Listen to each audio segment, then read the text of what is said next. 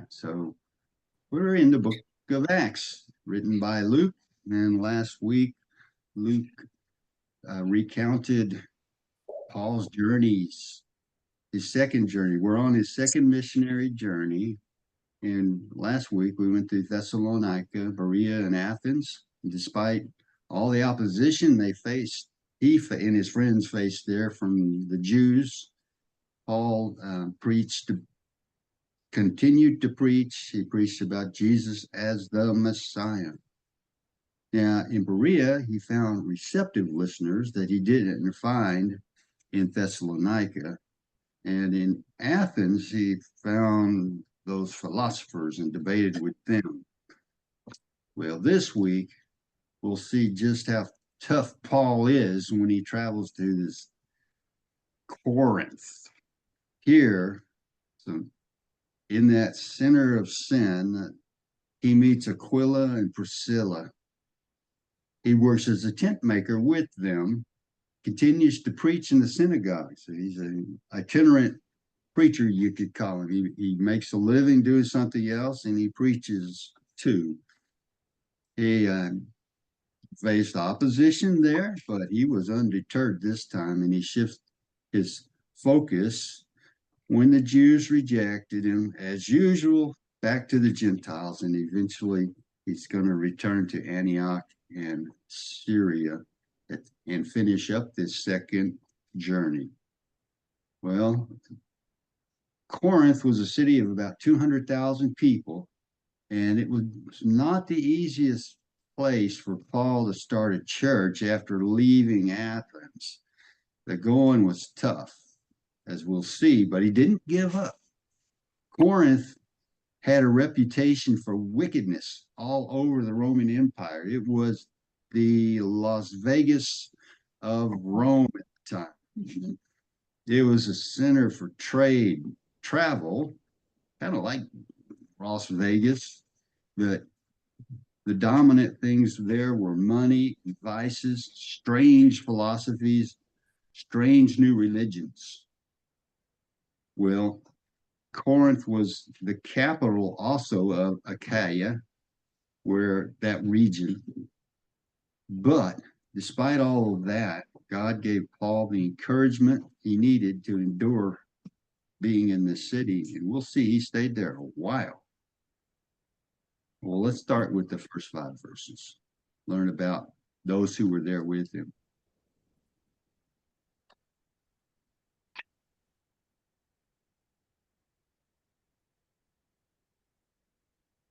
Then Paul left Athens and went to Corinth. There he became acquainted with a Jew named Aquila, born in Pontus, who had recently arrived from Italy with his wife Priscilla. They had left Italy when Claudius Caesar deported all Jews from Rome. Paul lived and worked with them, for they were tent makers, just as he was. Each Sabbath found Paul at the synagogue, trying to convince the Jews and Greeks alike. And after Silas and Timothy came down from Macedonia, Paul spent all his time preaching the word. He testified to the Jews that Jesus was the Messiah. So he goes to Corinth after, as I mentioned, preaching to those Greek philosophers in Athens. He goes right from Athens to Corinth, and then he focused on Jesus Christ, focused on the cross and the Holy Spirit. That was his message. You know, in other words, the simple gospel message. Well, Corinth also had those philosophers, had false teachers, had people who exploited people. So Paul had to distinguish himself from them, because those false teachers would come in and they would preach to the people only to get money. So the way he distinguished his preaching was that he was a tent maker. So he earned his own living. He said, I'm not here because I want to get your money. I'm here because I want to share the good news to you. And so he had the good fortune of meeting Priscilla and Aquila, who were tent makers. He said, oh, that's what I do. So, and they were also leather workers. So they had a good established business, and he fit right into it and made a living that way. You see, Jewish rabbis worked in a trade and didn't take money from their students that they taught. Paul learned to make tents as a boy and used this skill to support himself, like in this case and other cases in his ministry. We don't know if Aquila and Priscilla were already Christians, but they probably were. They might have been founding members of the church in Rome. It says they came from Italy. We do know they served faithfully, risked their lives for Paul. They helped him in Ephesus also, we'll see in a minute, where they hosted a church in their name even. We don't learn that in the book of Acts, but we learn it in 1 Corinthians. Aquila and Priscilla were part of Paul's team, and he thanked God for them, because they showed their love for him to him, and they shared they let him work in their same industry and such. These are good examples of how lay ministers can help the work of the Lord. Today, pastors thank God for people like them who use their hands and their hearts and their homes to do God's work and help out. Well, Paul stayed there, worked with Aquila and Priscilla, and preached boldly in that synagogue on the Sabbath days. And that was his primary purpose in Corinth, was preaching. And then Silas and Timothy came from Macedonia, where he'd been last week. We learned all about that last week. Silas and Timothy joined him there in Corinth, and they brought money, offerings from the people in Macedonia that they had just converted and shared the good news with. And that was enough to let Paul preach full time and not have to make a living on his own. Well, Paul must have been really happy to see old Silas and Timothy again and hear the good news about the Christians and the churches that he had helped and they had started together. Paul, of course, was a great Christian and a great missionary, but he couldn't do it alone. It was friends like Aquila and Priscilla and Silas and Timothy and these Macedonians who helped Paul serve the Lord well on this trip. Previous trip, we had Barnabas and others who helped.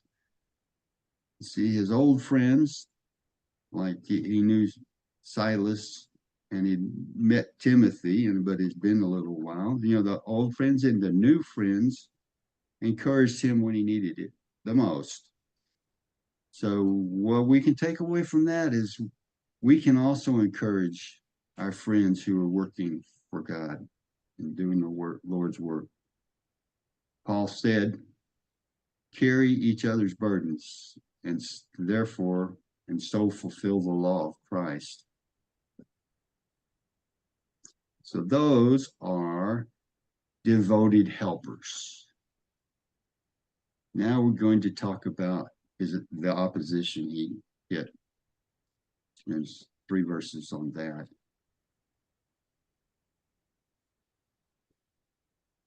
But when they opposed and insulted him, Paul shook the dust from his clothes and said, your blood is on your own heads. I am innocent. From now on, I will go preach to the Gentiles. Then he left and went to the home of Titius Justus, a Gentile who worshiped God and lived next door to the synagogue. Crispus, the leader of the synagogue, and everyone in his household believed in the Lord. Many others in Corinth also heard Paul, became believers, and were baptized. Well, when God blesses a ministry like he was doing for Paul, we can expect increased opposition, but also increased opportunities.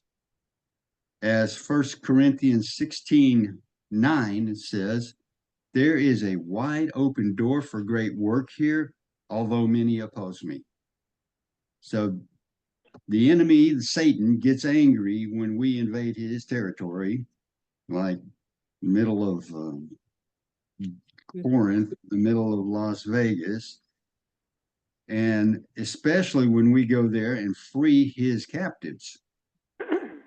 So in Thessalonica and Berea, remember that he got chased out of both those towns. These unbelieving Jews were the ones who did it because they rejected the word and then caused trouble for him and his friends. That kind of opposition is usually evidence that God is at work. And so if we face opposition, Wiersbe's point is we should feel encouraged because we must be doing something right if we're getting all this opposition. This Jewish opposition had forced Paul to leave Thessalonica. It had forced him to leave Berea. But when he got to Corinth, it made him determined to stay and complete his mission. He decided, I'm through running. In Acts, that verse Ida read, it uses two interesting Old Testament images. But when they opposed and insulted him, Paul shook the dust from his clothes and said, your blood is upon your own heads. I am innocent. Okay, so the first image is about shaking one's garments or clothes. That was an act of judgment against the person you're doing that to. You're pretty much saying, you had your opportunity, but now it's over. I'm through with you. I'm going on. While Paul never stopped witnessing to the Jews, his primary calling was always to evangelize to the Gentiles. So when the Jews rejected him, what could he do? He couldn't keep going to the temple, or the synagogue rather. He had to do something else. So on the way, he shook out his clothes. The second image there was to have blood on your head. Well, to have blood on your hands means that you bear responsibility for another's death because you didn't warn them or did something like that. The image comes from a watchman on the city walls who must alert the people to coming danger. And if he doesn't, then that's his fault. Ezekiel has that in it. God tells Ezekiel, go warn these people. If you don't, their blood is on your hands.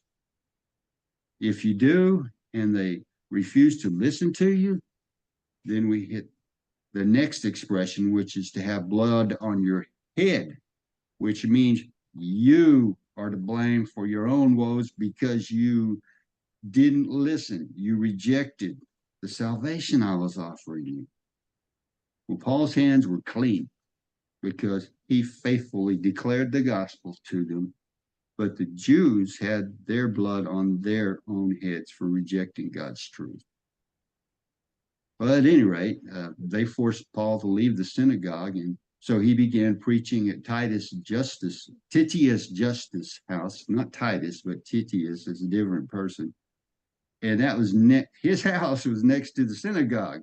Okay, so this decision allowed him to, well, maintain contact with the Jews and the Gentiles that he had converted over there, who maybe were still associated with the synagogue, since that really was the center of Jewish life in that period. So as a result, he kept at it and even converted the chief ruler of the synagogue and his entire family. We'll see that in a minute. This must have stirred the Jewish population in Corinth. Well, then they were really hot. Look what he's doing. He's destroying our synagogue now. Well, Paul's helpers were the ones, as a different topic here, but it's important to note that Paul's helpers were the ones who baptized most of the new converts, not Paul himself, just as was the case for Jesus and his disciples. And he sent them out 2 by 2, and that they were baptizing and converting people. the important thing here is the believer's obedience. When you're become a believer, it's your obedience. It's not the name of the minister who baptized you that counts. And so, with that in mind, walking by faith now means seeing opportunities amidst opposition. So, like Paul, we are going to face opportunities amidst the opposition we face. In this case, Paul turned a lemon into lemonade. I like this quote from the book. A pessimist sees only problems, an optimist sees only potential, but a realist sees the potential in the problems. So Paul didn't ignore the dangers and difficulties in Corinth. He knew about them, but he viewed them from a divine perspective. What's that word, perspective? Mm-hmm. Faith means obeying God's will despite our feelings, despite our circumstances, or despite the consequences of obeying Him. There has never been an easy place to serve God. Later in his writings, late in his life, Paul reminded Timothy, yes, and everyone who wants to live a godly life in Christ Jesus will suffer persecution. That's one of the things that's true. I would counter that with the fact that if you don't serve God, then you're serving the devil, and you will really face persecution from him. He's not your friend at all. So you can either face persecution by not going along with the devil and going along with God's will, or you can face, I would think, even worse persecution by going along with it. So there's persecution either way. Can't get out of it. So that was the opposition. Before I go on, are there any comments, any questions? Anybody? This is no big deal, but when we're talking about Titius, Wiersbe has misspelled it. He called it Titus, Titus. And I look back in the scripture and it's Titius. That's on page 70.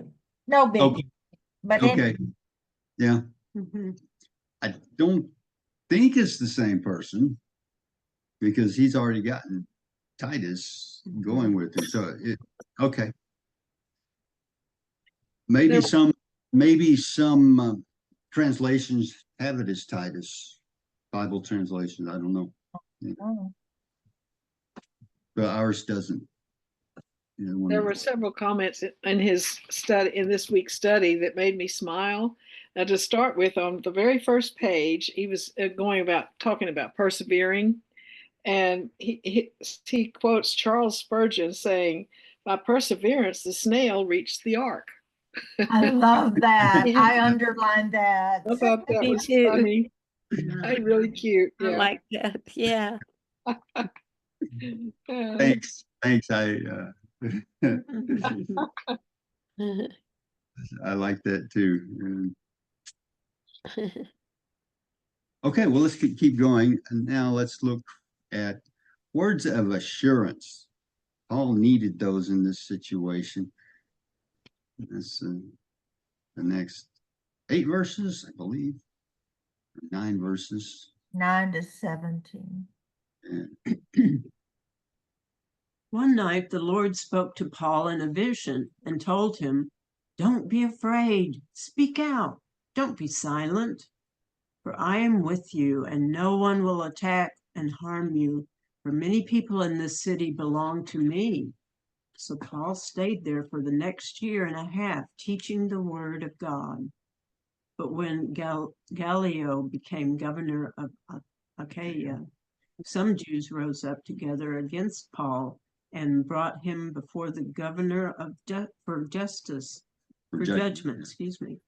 They accused Paul of persuading people to worship God in ways that are contrary to our law.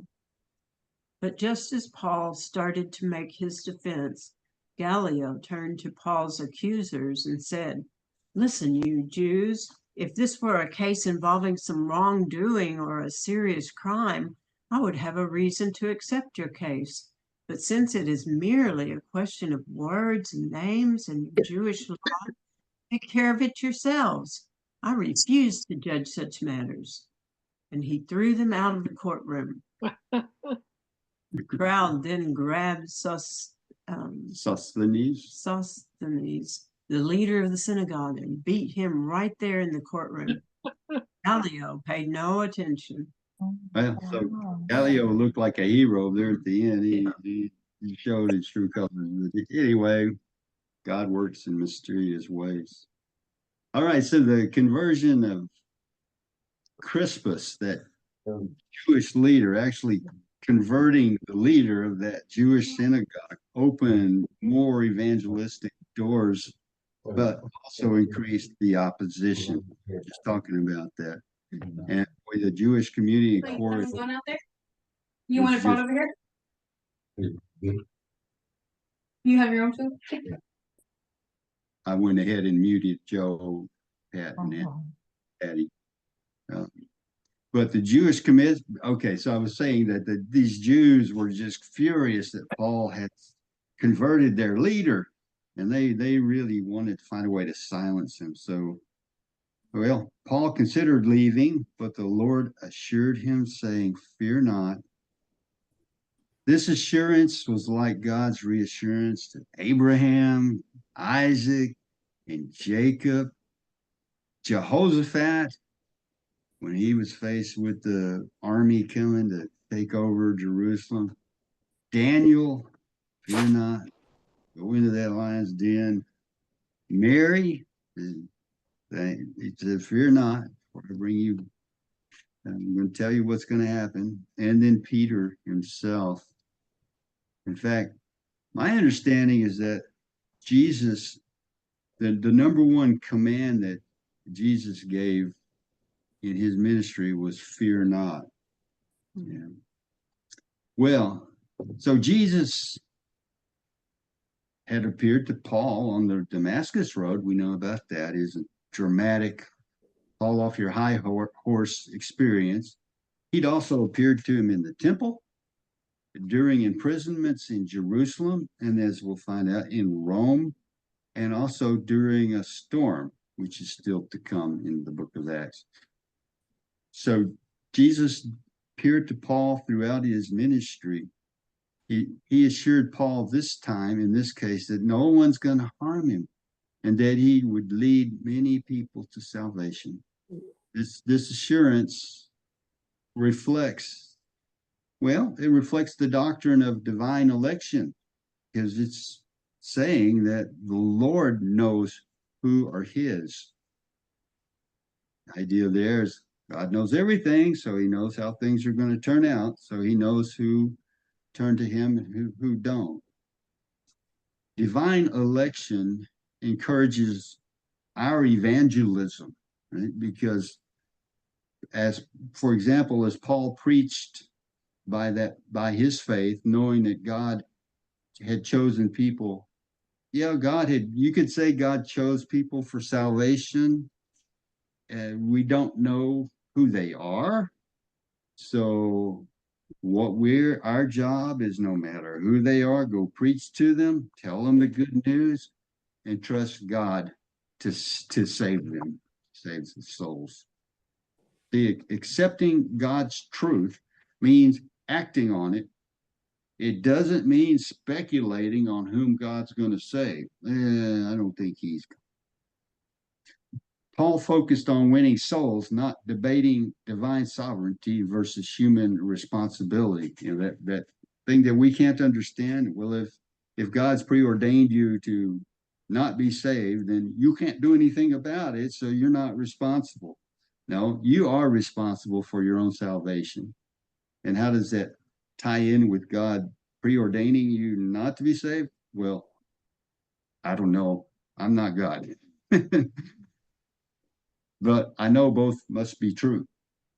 Anyway, God wants us to do this. He wants us to ensure our own salvation and then go out there and share the gospel with others and save as many of them as we can. Of course, in the right way. Don't just go and shout at them, tell them they're going to hell if they don't, that kind of thing.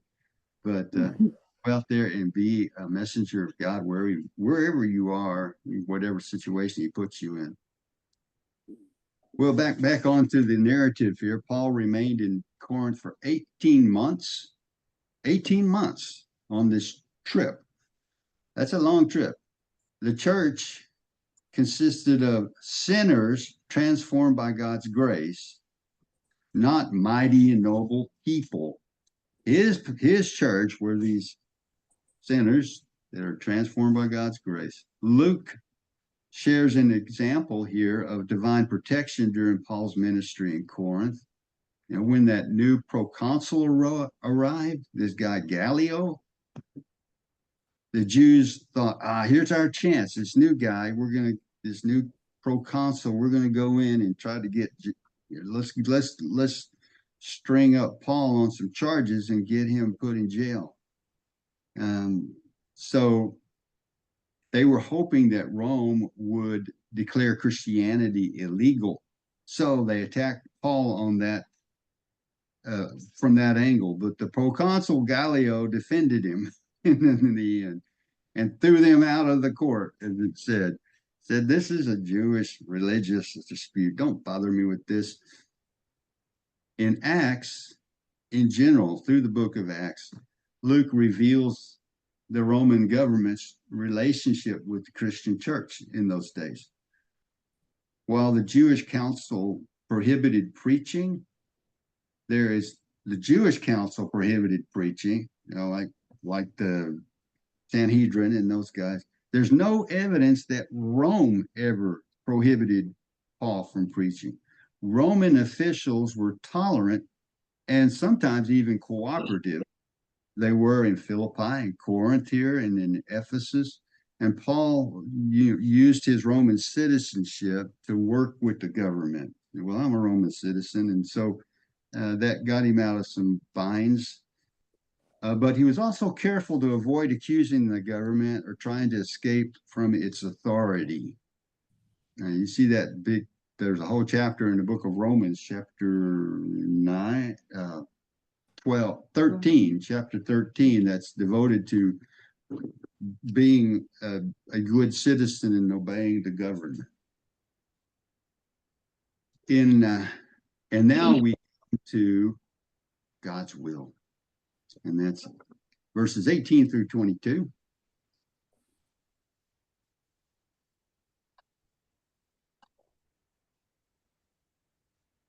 Paul stayed in Corinth for some time after that, then said goodbye to the brothers and sisters and went to nearby Centria.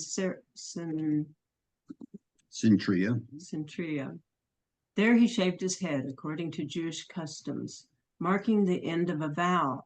Then he set sail for Syria, taking Priscilla and Aquila with him. They stopped first at the port of Ephesus, where Paul left the others behind. While he was there, he went to the synagogue to reason with the Jews. They asked him to stay longer, but he declined.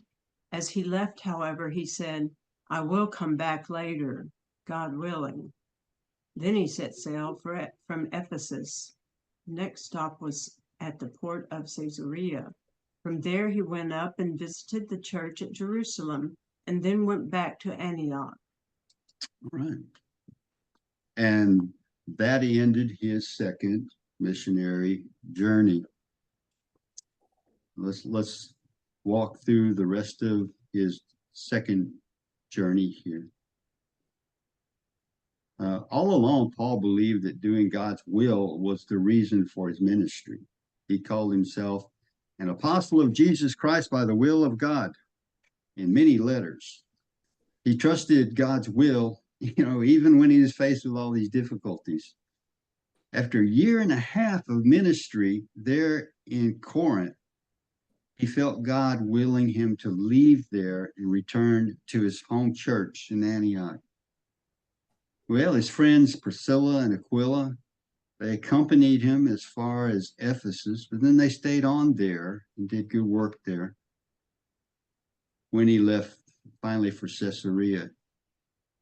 So Caesarea is in Israel. It'd be pretty near where I guess Tel Aviv is today on the coast.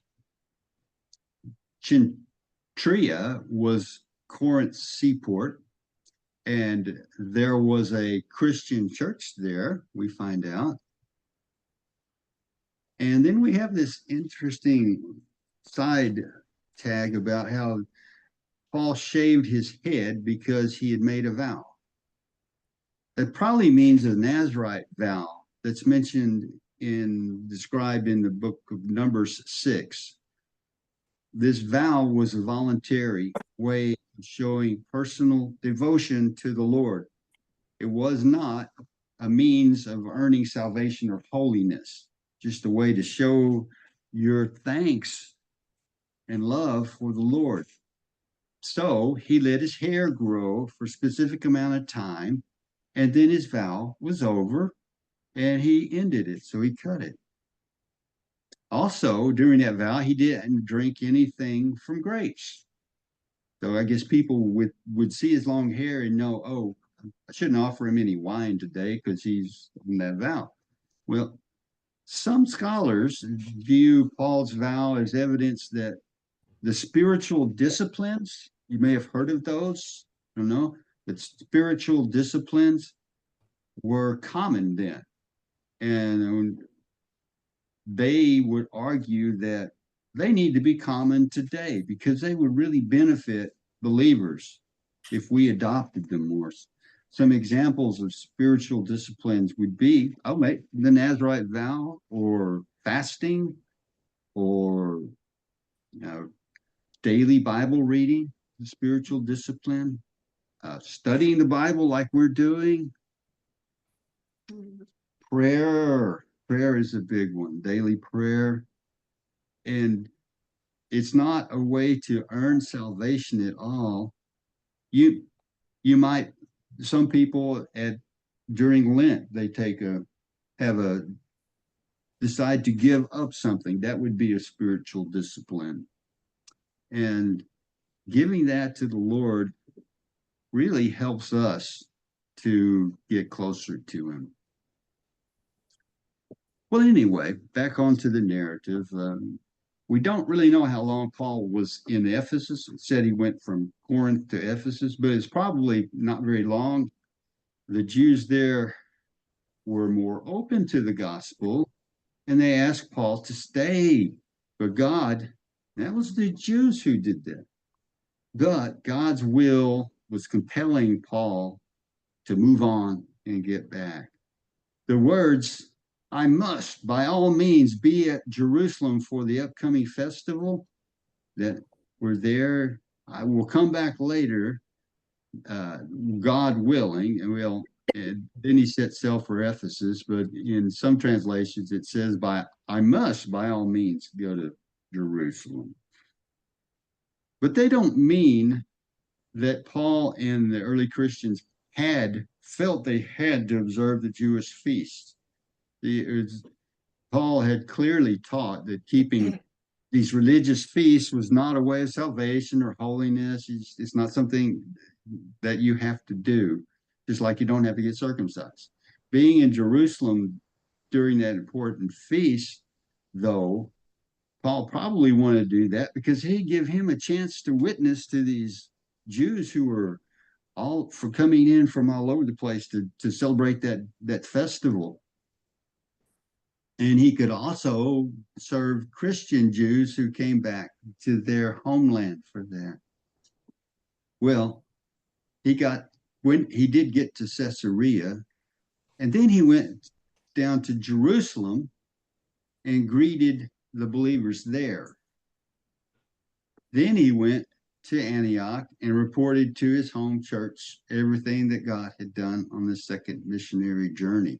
And he had been away probably from Antioch about 2 years or maybe even more. And so you can imagine everybody was just delighted to see him. It'd be like if a church sponsors a missionary to go to Africa or someplace or Oregon, maybe. then and then he comes back after, or she or the family comes back after a couple of years, and you have a big celebration and want to hear all about what they did. And we don't know for sure, but Paul probably kept telling the believers in Antioch when recounting all these struggles he went through that it's always too soon to quit. And that was the title of today's lesson. And that's a good reminder for us to remember today. Let's not just quit at the first sign of problems. And when we do that, we can go out there and be daring. So to summarize, in this lesson, Paul traveled to Corinth, met Aquila and Priscilla while working as a tent maker. He continued to preach in the synagogues. He was undeterred by the opposition. He would, as he usually does, shifted his focus to the Gentiles. He eventually made his way back to Antioch, his home church.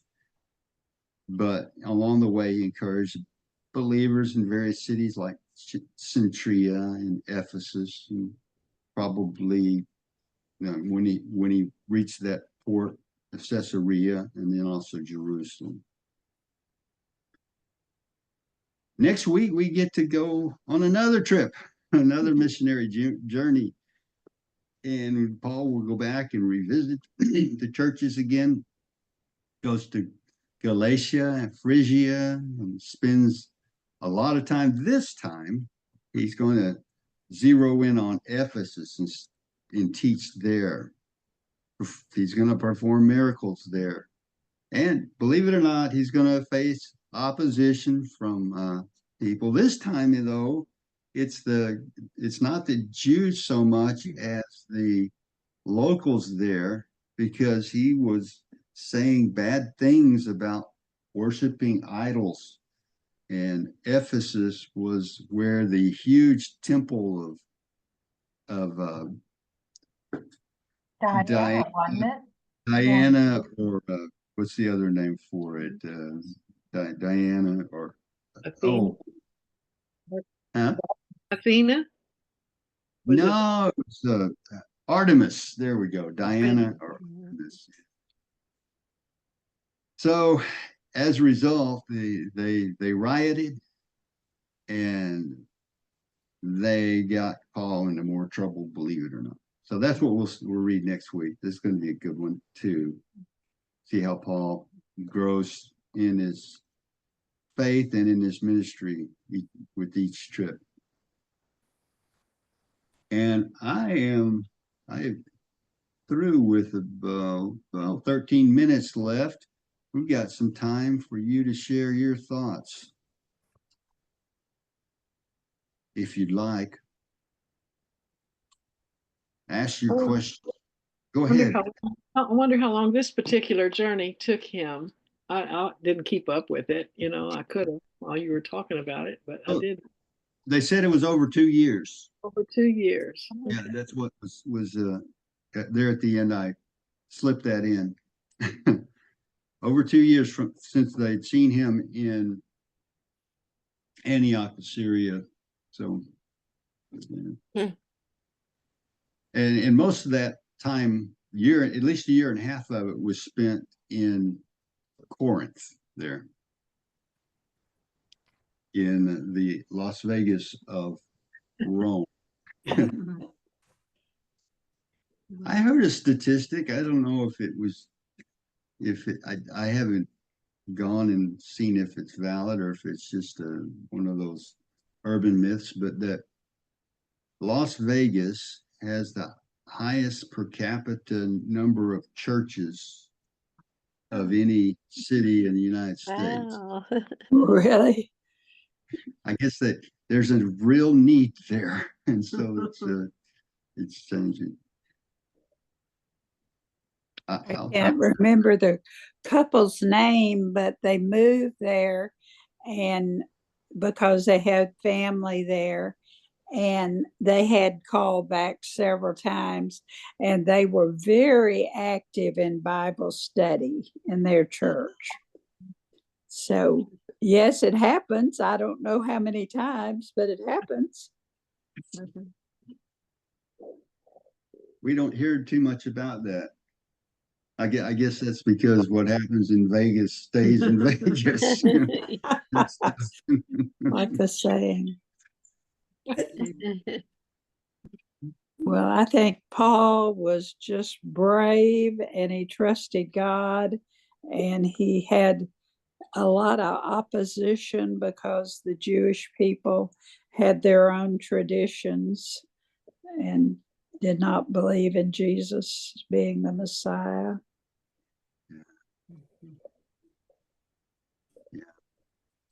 It A lot of courage to a keep lot going. of courage, yes. Very courageous.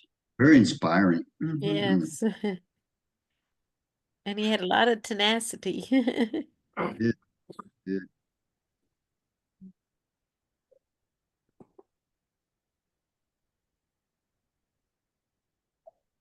I'm curious, have any of you heard of the spiritual disciplines? I have. You have? Okay. Yeah. You anything you might want to add? I'm not real fluent in them, but I read a book about it. Richard Foster wrote a book years ago about spiritual disciplines. Mhm. Well, the only thing that is kind of foreign to me as a lifelong Presbyterian mostly is fasting, you know. Yes, fasting, I, prayer. and I had an uncle who practiced fasting as a religious practice, and I said, "Well, so tell me how that works for you." And he said, "Well, for one thing, every time he's hungry or thirsty, that is his signal to pray for whatever he's fasting about. You know, his Huh. focus." And so I thought, well, that's an interesting idea too. I mean, I believe I see that it can be valuable. I just and I know some the Catholics and the Orthodox, they all have scheduled fasting, but to me it seems it would mean more to me if I just decided on my own between made a pact with the Lord that I'm going to, do this and whatever. I don't know. That's just my opinion. I had a good friend in where I worked at Synopsis. We, even though we all worked in maybe different cities, we got to be pretty close. And he was working in Orlando, and he was a Coptic Christian, Egyptian. He came from Egypt, and so he was. And Wow. every Lent, all during Lent, he would do intermittent fasting, I guess you'd call it, from the mornings. He wouldn't eat anything until after lunch. He would not have lunch. Let's see how that, I guess he maybe had, yeah, he didn't have breakfast, he didn't have lunch, but he had dinner. And so I was in a meeting in Orlando once, I remember during Lent, and they brought in lunch for us, and so we could work through lunch. And Get as much out of you as they could. yeah, that's right. Well, and so he didn't eat it. That's what made me find out. Aren't you hungry? Well, yeah, but he was a very strong Christian. He would go all the way from Orlando. They didn't have a Coptic church in Orlando, so he would go up to what is it, Fort Lauderdale? Is that what's near Orlando? I think so. Up there on the northeast corner of Florida. Anyway, and that was like an hour trip to get there, and to talk to his a guy that really influenced him a lot. Well, He got off was, the top. he was dedicated to it, wasn't he? He was, yeah. Thanks. Mhm. Then there are the isn't it the Muslims that pray at certain times of the day That's without right. and Yeah, they pray toward Allah, mhm. toward not Allah, well, where Allah grew up, was at Mecca. Mhm. I remember at a place where I worked, I went upstairs to the locker room and it was all dark and there was this carpet rug down on the floor and this fellow was praying, with his head bent down to the floor, and he was Muslim, and Mhm. in the middle of the day like that. I don't know what time it was, but that would be an interesting discipline for Christians, something Yeah. kind of similar, to have definite times when you just put down everything and go Yeah, that'd be great. Yeah. throughout the day. I think that's. I once worked with someone who did that too. All he had was a cubicle, right? So he just put his little mat down in his little cubicle, and anybody walking by would see it. Neat. Now, was that when you were working In at the London. Huntsville Baptist Church? No. No. No.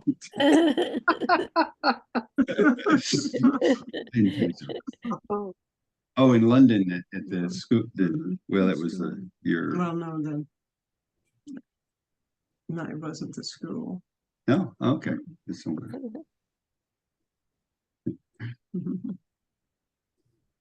Well, anything else? It was a good lesson. I'm glad I got to It sure tune in. was. Thank you, Rita. Yeah, it It was. was a good lesson. That's good. Yeah. Very positive. Y'all are always so prepared. I know, it's great. Well, it's really wonderful to have this group to study the Bible together, and it's a really beautiful thing. Thank you all. What are we going to study next? Oh, I'll tell you next week. Or you can help me decide if there's something you really, a book of the Bible, probably ought to move back to the Old Testament. And I was thinking just continue in the Pentateuch, going through the sequence that is pretty much both the order it is in the Bible and the order it is in chronologically. That's the word I'm looking for. And that would be, so where did we leave off? Did we do Genesis? We did finish Genesis. Yeah. And we've got Exodus. I think I'll find out where we are. Yeah. It's like, I think we did Exodus and we're about to do Leviticus. Does that sound right to everybody? We did Probably. 3 books on Genesis, 3 sections. Yes. Oh, 3. Okay. Okay. Then, yeah, we did the patriarchs. We did Abraham, and we did the pre-Abraham. Okay, so maybe we're just now to Exodus. I'll check on that. What I think. Yeah. Okay. Well, I've got a record of it. I just don't remember off the top of my head. Because I've already taught Exodus in the other class. And so I've got that. It gets confusing which class.